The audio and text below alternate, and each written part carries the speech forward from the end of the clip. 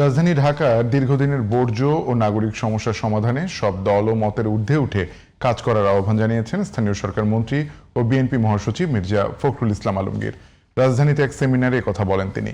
ঢাকাকে সুন্দর ও বাসযোগ্য করার বিষয়ে রাজনীতি করার বিপক্ষে মত দেন মির্জা ফখরুল। বলেন, দুর্ভোগ থেকে মুক্তি পেতে হলে দরকার সুদূরপ্রসারী উদ্যোগ।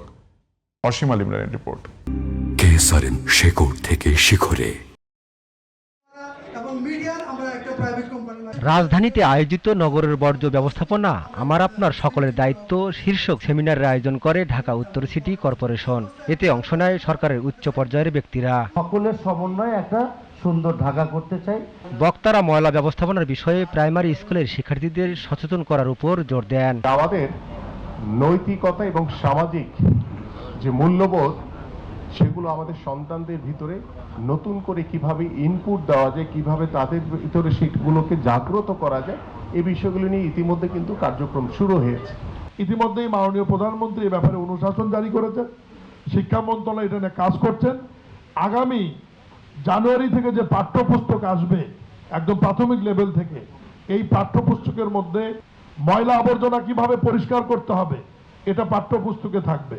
স্থানীয় সরকার মন্ত্রী মির্জা ফখরুল বলেন, ঢাকার দুর্ভোগ পরিস্থিতি রাতারাতি বদলে ফেলা সম্ভব নয়। সংকটের স্থায়ী সমাধানে সিটি কর্পোরেশনকে একটি শক্তিশালী মূল কাঠামোর মধ্য দিয়ে আসা জরুরি বলেও মনে করেন তিনি।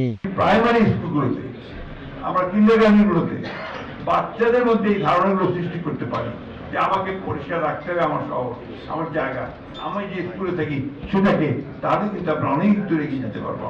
নতুন করে একটা দেশ গড়ার স্বপ্ন দেখছি। আমাদের মাননীয় প্রধানমন্ত্রী তিনি প্রথম দিনই এসে ঢাকা শহরে বলেছিলেন রাজনীতির কথা বলেননি, তিনি প্রথমে এসে বললেন আই হ্যাভ এ প্ল্যান।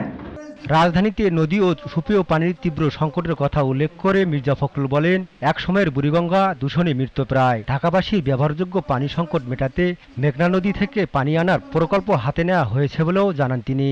উদ্যোগ নেব, চেষ্টা করছি, মাননীয় প্রধানমন্ত্রীর সঙ্গে কথা হয়েছে যে আমরা এই বুড়িগঙ্গাকে আমরা ঠিক করার কোনো চেষ্টা করতে পারছি না, আমরা চূড়াকে ঠিক করার চেষ্টা করছি। কারণ ঢাকা শহর বেঁচে থাকে কিন্তু এই নদীগুলোর উপরে। 50 কোটি লিটার পানি সেখান থেকে আমরা আনবো, এগুলো একদম মেঘনা থেকে আনতে হচ্ছে অনেক।